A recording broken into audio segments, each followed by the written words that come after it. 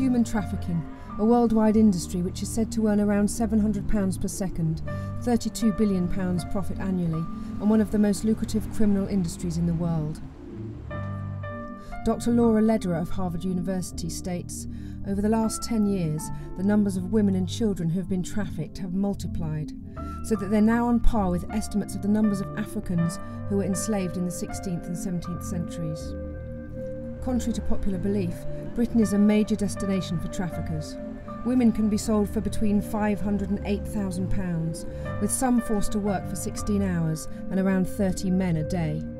It is expected that with the upcoming Olympics, trafficking cases in Britain will increase in the run-up to 2012. Penny Bartlett, trustee on the Purple Teardrop campaign and past president of Soroptimist International of Poole, became inspired by the work of ECPAT in 2006. The Purple Teardrop campaign has been set up to raise awareness and raise funds to help women and girls who have been sexually exploited due to human trafficking. Generally, coming into the UK, they're coming from Africa, Asia and Eastern Europe. The reason they come from these areas of the world is not just because of poverty, but because women are seen as not so important as men and boys.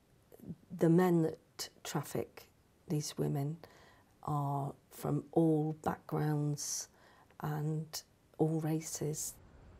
There's this perception that women in the sex trade are there because they want to be. Well, this is not true of the sexually exploited victim of human trafficking. Well, physically, obviously, they're subjected to the possibility of getting AIDS or STDs. They could suffer from post-traumatic disorder.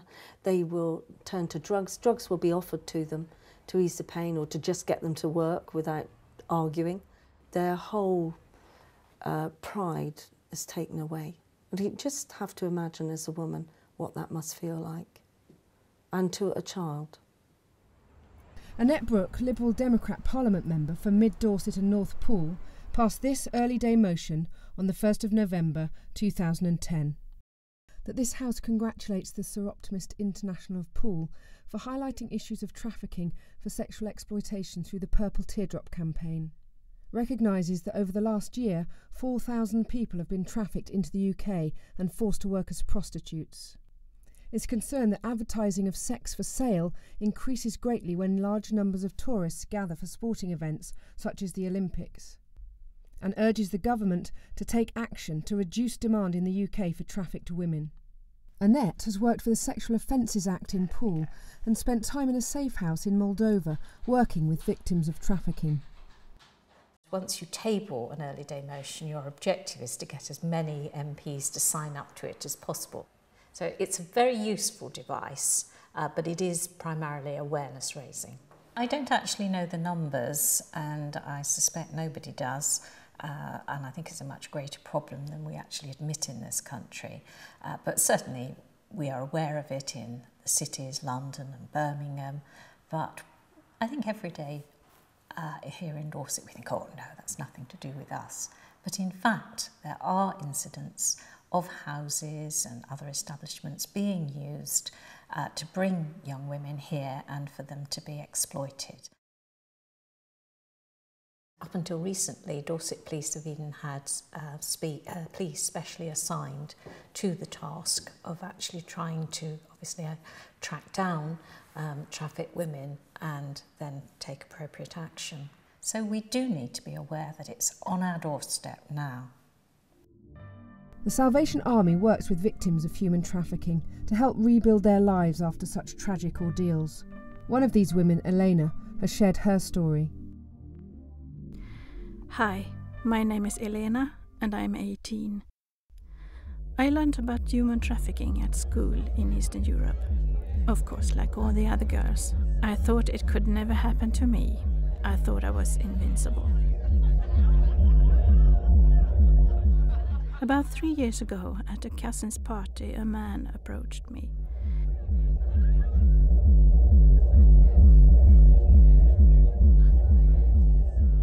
He He shouted at me and punched me and said he was going to take me away.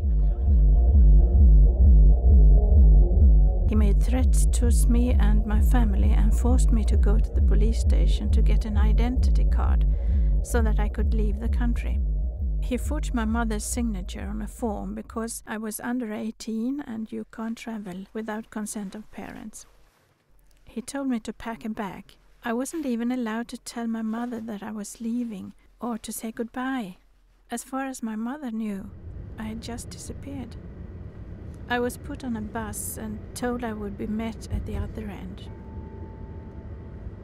Sitting on a cold bus, feeling so alone, not knowing where they would take me or what they would do to me. The bus finally stopped in London after I had travelled for 28 hours. We were moved to various places and they took pictures of me. It was only then that I realized that I would be forced to work as a prostitute. I almost collapsed. I hadn't eaten for days. I asked them for food, but they said I didn't need anything, as I needed to lose weight. I was so alone, imagining my mom at home, not knowing if I was dead or alive. Imagine no contact with your mom, your family or your friends. Imagine being scared every second of every minute of every day. They forced me to be a prostitute, sleeping with a lot of men every day and having to do some terrible things. Customers paid to sleep with me, but I got nothing.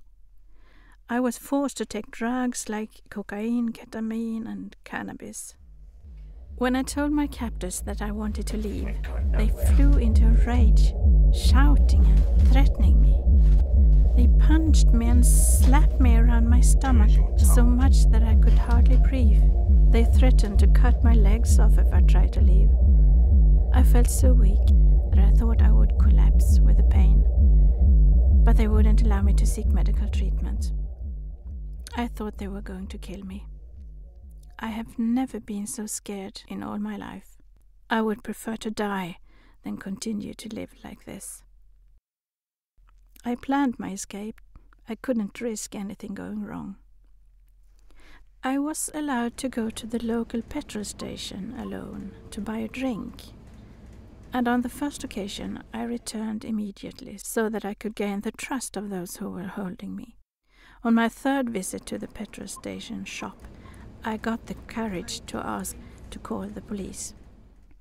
Eventually, I found myself at the local police station, and after 10 minutes wait, the longest 10 minutes of my life, a female police officer took my statement. The police were very helpful and supportive.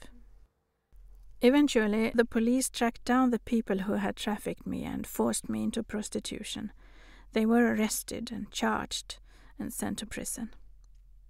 Soon I am moving on. I need to get on with my life, to move forward and start again. Elena is one of the few women who managed to escape her captors. Unfortunately, many others are not so lucky.